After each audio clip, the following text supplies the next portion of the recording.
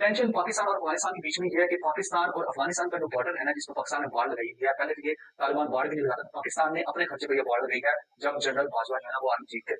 अब ये जो बाढ़ है, ये जो पट्टी है जिसको आप कहते हैं, ये जो बॉर्डर है, इसको बोलते हैं ड्यूरन लाइन, और ये तकरीबन 2700 किलोमीटर पे लेंथ है इसकी, ठीक हो गया।